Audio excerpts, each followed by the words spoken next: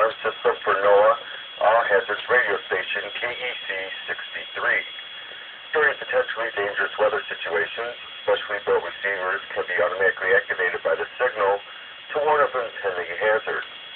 Tests of the signal and receiver's performance are normally conducted each Wednesday between the hours of 11:15 a.m. and 1 p.m.